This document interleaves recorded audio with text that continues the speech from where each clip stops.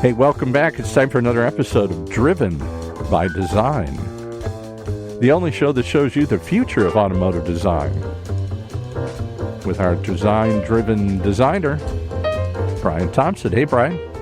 Howdy, howdy. This is going to be part 2 today. I'm very excited because it's my brother. Yeah, and, well, you got to give him a second part here. You know, it sounds like you were kind of, you little kid, you just kind of dragged him along when he was little. He wants to hang out with his brother here. Yeah, we have a pretty good relationship. Hey, bro. Hey. So introduce yourself again, brother, here. What's your name and what do you do?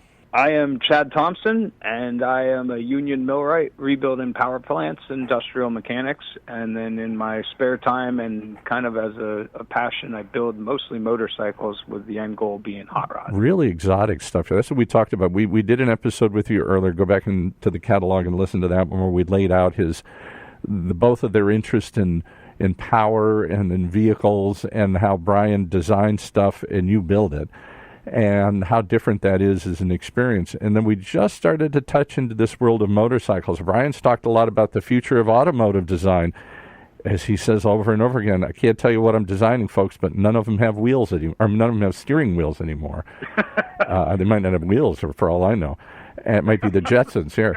And we just started to tap into this idea of where are bikes going. I touched on the idea of super bikes, and you kind of shot that down and said, well, I don't think they're going to be $1 million bikes that go 1 million miles an hour because they're more toys, and they're designed to be simpler. And then you were kind of talking about, though, riding off-road, and Bryan said, what about electric bikes? So let's start there. What about electric bikes? Has that got any life to it here? I really have no clue with the electric bikes as far as the future is concerned. It's definitely very interesting. I know in the chopper world, which is where I'm mostly fascinated, there was a guy pretty recently that built one, and the coolest thing that I saw was that he could pick the whole thing up by himself. And, wow. The old, like, Andre the Giant looking, picking up a motorcycle. Is that just because it didn't have a motor to it? I mean, it didn't have a big gas... It was full electric. Yeah, it was full electric, and I believe he built a lot of it out of aluminum. And it fit the part, it looked beautiful. One of the first, classically designed electric-style bikes that I've ever seen. And I think with that stuff, there's definitely an opening to the idea, and I think as the younger generations get, into being able to ride, they might see a market there. Well, and you brought up the use that I thought was intriguing. You said you like to ride dirt bikes in your backyard. Your neighbors are always kind of, gritting their teeth and saying, well, he's a good guy. I guess we'll let this noisy lawnmower race around the neighborhood for a while here. But an electric bike might be quiet, less polluting. People are worried about the impact of off-road vehicles in parks and other sorts of things. Maybe there's some hope in that. Maybe it allows people more access because it's quieter and more environmentally friendly. Let's put it that way. At the same time, and indeed it does. But Ted, I really want to hear you tell people about that, what you just started on, which was really exciting about the sound and what it does to you. Talk a bit about that. Yes. What's missing in an electric bike? Yeah. I mean, you the classic Harley Davidson potato. It's such a noise. That's the sound it makes, doesn't it? I never thought of that. Yeah. It really is, and it's such a noise that they've actually trademarked it. I believe they tried to sue Honda over making a bike that sounded too much like their bike. Oh my God! I had no idea. It was what it was, but you can close your eyes, cover your ears, and the noise still feels inside. And I think that's where, squeeze a drill and it doesn't really do anything for you, but rev a motorcycle and you just kind of are amazed at everything working together and all these weird noises. Everybody I know that owns a Harley, they want it to be loud ass hog. They don't want it to be quiet. That's the reason they get it. Born to be wild. And and I think it's such a great area to touch on, Chad, if I can just for a second to spin off that. When, in automotive, we deal with the exact same thing because so much of the industry is going towards electric and so much of it's going towards self-driving. The one of the first things I hear people say is, but I like to drive. Driving is something I enjoy doing. If you take that away from me, it's not going to be nearly as fun. And so there's something there about the look and feel of a vehicle, whether it's a motorcycle or a car, when it's in your hands and you're controlling it, it's a wonderful feeling versus just this sort of passiveness. Wouldn't you say, Chad? Absolutely. To me, it's everything. You know, when you fire up a different bike, I hear them going down the road, and I can almost picture what motorcycle it is just based off of the noise. And you know, in a mall parking lot, and a electric vehicle drives by, there's zero feeling other than where'd that thing come from? Yeah. You know. Can I give you a strange example? We had somebody in here. There's obviously a Long Beach Grand Prix on the Grand Prix circuit. I don't know how many Grand Prix are left around the country where they bring these Indy style vehicles in, and our Grand Prix style racing cars in. And there was a big push a couple of years ago to do an electric version of the Grand Prix, Indy cars. And big money. Richard Branson sponsored a team. Leonardo DiCaprio sponsored a team. And they thought, this is the future. Electric Indy cars or whatever. And it was a total flop because the car made no noise. And when people raced by, who wants to watch a bunch of guys zip around the track quietly? They totally missed what you guys said. Yeah, you know, even like years ago I was on that reality TV show and one of the Motor City Masters, and we had to go learn about NASCARs to build a NASCAR for one episode. And the thing that just stood with me the whole day was when we were in the pits at NASCAR, it wasn't even so much the sound you heard with your ears, it's how it felt in your feet. Oh, yeah. It just planted you, and you were there. And I was like, see, my brother and I are so different in the sense that I was never really into the machine of things. I was more into the beauty of machines, right? And so, but in that moment, it was an epiphany for me because I was like, this is what that feeling of a machine is all about. It's vibrating my chest and my feet coming through the ground. And I think you feel that, Chad. You know, you've just sort of always felt that. I mean, I can think of you as a little kid running around the backyard on a quad sport that like somehow was souped up, you know, like a little children's toy, but it went faster somehow, flying around, and you always had that. Yeah. Talk about back to the gremlin that you discarded. The whole thing that I loved was the V8 noise. The gremlin you discarded. It was a V8, and all I could do was want to go out and just turn it on and listen to it. And feel it, and because with that, it rumbles. Yeah, it vibrates. It you feel a certain power over it. It's like I've never been a gun enthusiast, but I have had a brother-in-law for a number of years who finally left the family, but he was a real gun nut, and he took me out once and let me shoot a Thompson machine gun in the woods. I get why people are into this stuff. It's a feeling of power. Pulling that trigger and listening to that sound, watching things explode all around you. I hate to say it, I had kind of a sick kind of like, hey, this is cool. I felt like Rambo for a moment here. I'll tell you what, it's funny how technology moves on and away from that. I was driving a stick-shift car the other day, a brand new one. Still had a manual transmission, and I was like, this is awesome, it's a manual transmission. And I forgot to put in the clutch at the stoplight. Oh. And the damn thing did it for me. Oh. I was like, wait a minute. Who's the man behind the mask? Yeah. It was just there to placate me. But I tell you what, that tells you that an entire car company is aware of that people's desire for that connection, and that is probably not going anywhere. My wife always, up until a few cars ago, always insisted on having stick shift because she felt it just put her in more control. She felt in control of that vehicle. And I said, well, what do you want to go out? Control. Yeah, I said, what do you want to go out and go back to the crank in the front here, like on a Model T? We could do that too if you want to go to that effort and turn it over and stuff. I mean, we don't have to do that. I've always wondered why motorcycles still shift. Why can't I have an automatic motorcycle? Take the fun out of it. Take the fun. Chad, do they do a lot of anti-lock brakes in bikes, or is the trend just to be more manual away from that in the bikes that you build, et cetera? The newer ones are still manual clutch, manual shifting, but I believe that I don't know if it's standard on all of them. I've never even remotely purchased a new bike, but I do know that they have a lot of ABS going on, especially in Harleys and like Honda Goldwings and stuff like that. And I'm not opposed to an anti-lock brake system. I try to hide everything, so for that matter, I don't want it. But as far as rider safety, you lock up a brake and you're pretty much going to go on the ground, especially a front brake. So yeah, it's going to flip you right over, flip the bike over. Yeah. Yeah, I can imagine that being good. Well, it's a fascinating thing, right? Because if people, when I'm working in this world of autonomous driving, the feedback I always get is, I don't want a self-driving car, but I always cite anti-lock brakes. I said, you already have one, because an anti-lock brake is an automated system, right? Because it's pulsating the brake faster than any human can do. Yeah, right. So what you're really doing is you're really giving over the control of the vehicle to the computer, but you still have the perception of control.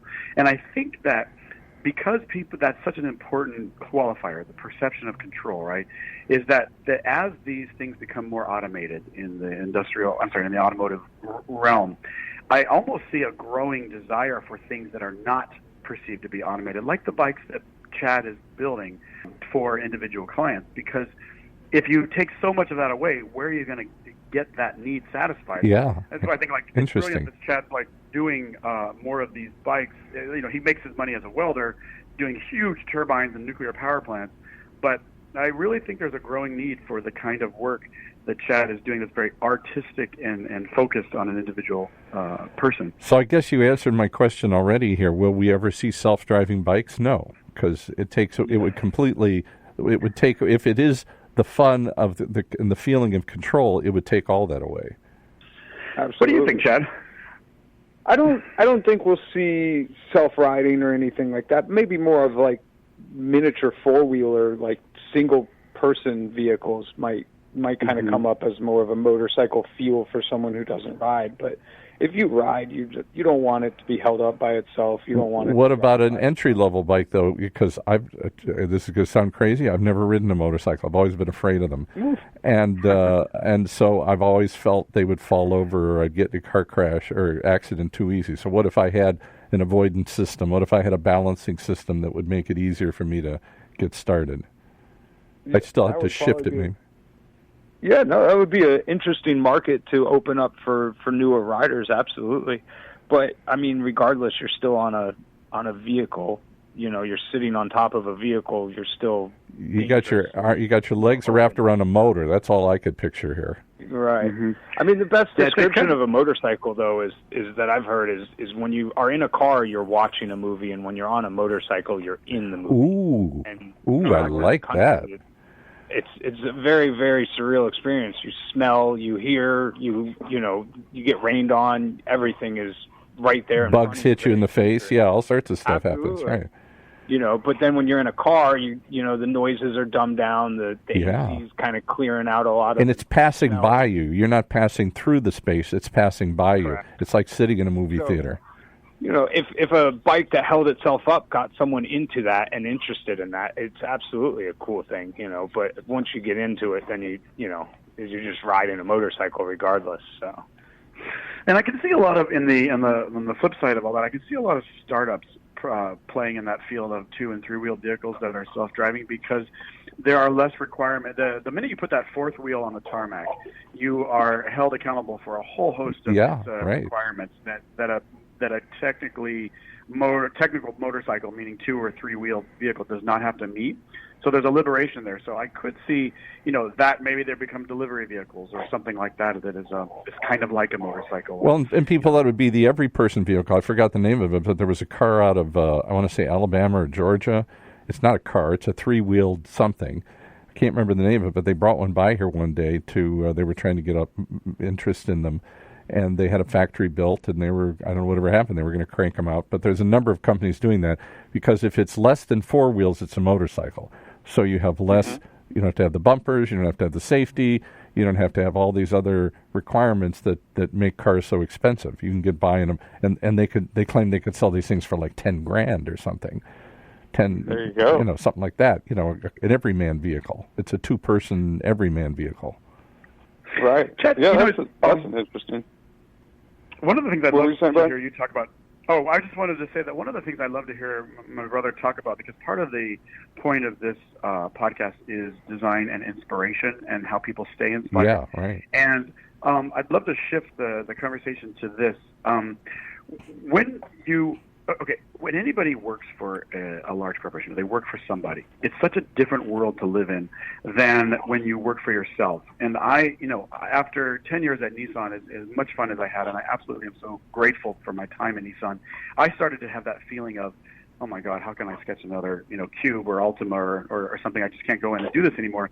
And it kind of happened the day that they gave us laptop computers. And I was like, oh, wait a minute, we can work at home? So why do I need to come into the studio anymore? And that sort of gave me the epiphany to work for myself. But leaving Nissan was one of the scariest and then most rewarding decisions I ever made.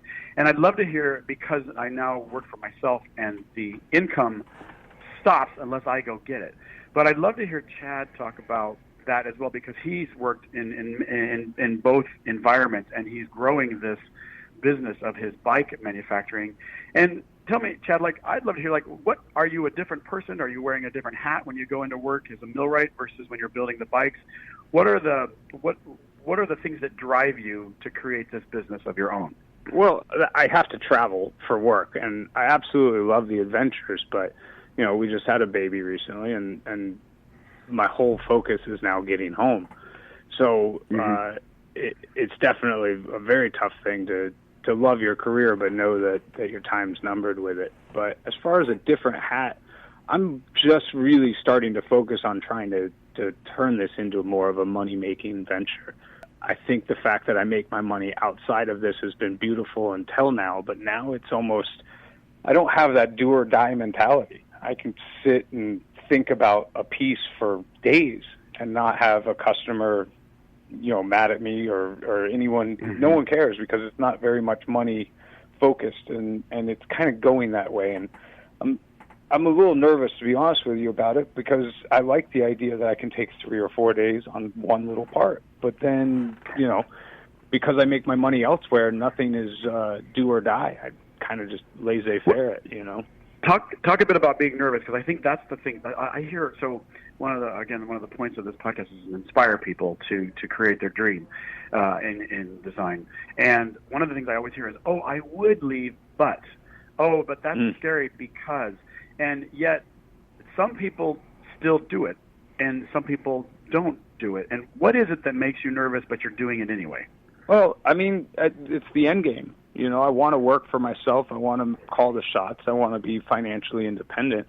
And, you know, having a salary cap at a big corporation, as nice as it is for the last 10 years to have a fairly steady income and whatnot, to be able to walk out into my shop and to know that I have clients coming to me for needs and that I'm fulfilling them, it's a very rewarding aspect, even if the money is not the same. I would be much happier doing what I'm doing in my shop for half the money than being gone, you know, doing what I do.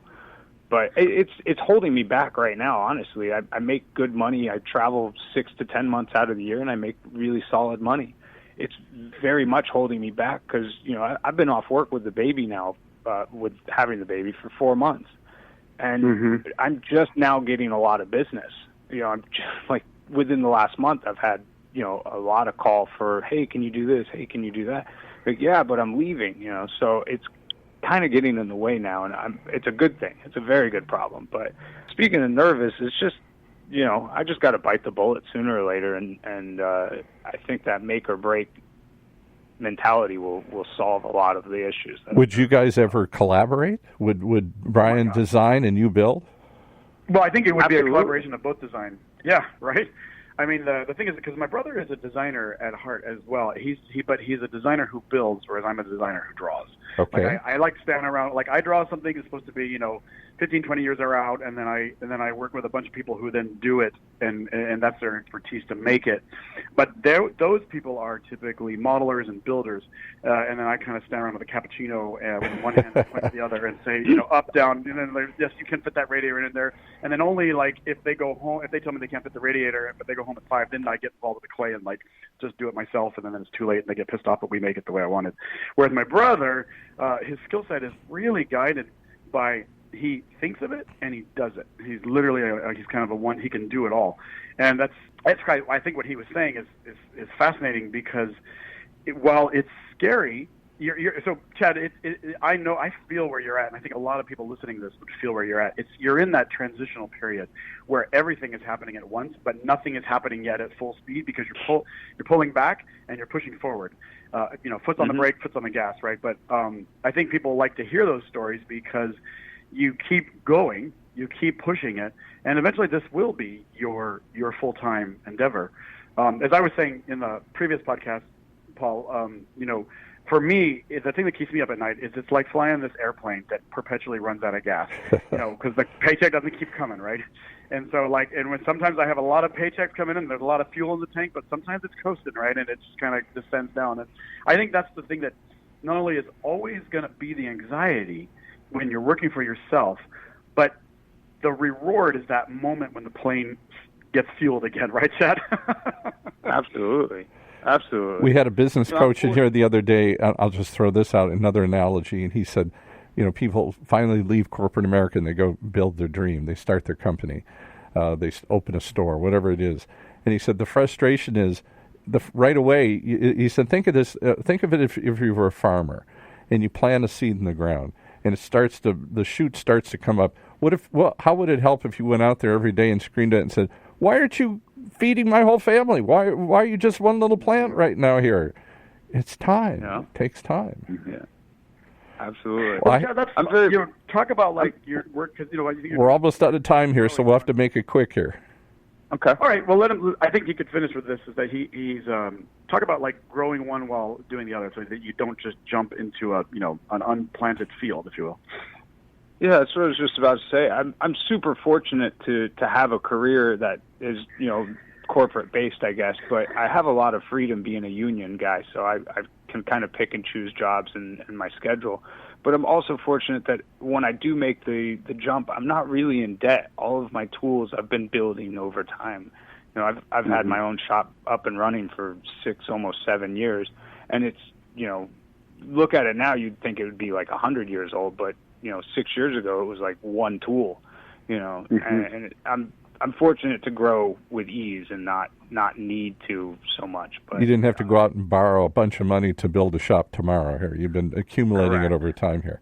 Well, that makes sense. You run around with your head cut off, just doing every job that comes your way. I can kind of pick and choose. I don't want customers. I want clients, and clients come to you because of your knowledge, not their needs as much. So if a client wants to come to you, how do they find you?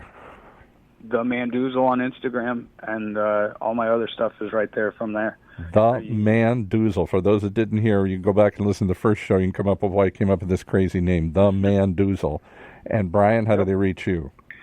With my name, which is just Bryan S. Thompson, Bryans like Scott Thompson, on all social media platforms. It's always the same. I wasn't as creative as my brother in coming up with it. Mandoozle Senior, right over. Well, I appreciate you guys coming in here. And if anybody wants, I did look it up while we were talking. The company that came by is called Elio, E-L-I-O. They're still trying to get this thing off the ground and going. It says on their website they got 65,000 reservations for this 3-wheeled vehicle, which I was wrong. The target price could be $7,500. It's supposed to be the ultimate commuter vehicle. So go check that out. It's somewhere in between what one brother's doing and the other brother's doing. It's a whole other direction here.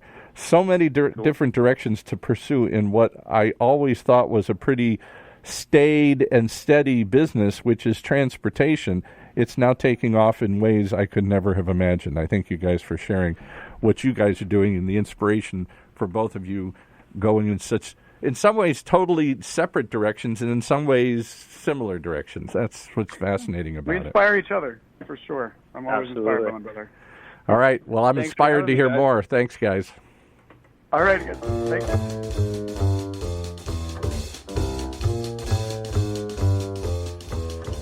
I hope you're inspired to come back as I am here for Driven by Design. Right here in Orange County's only community radio station, OCTalkRadio.net.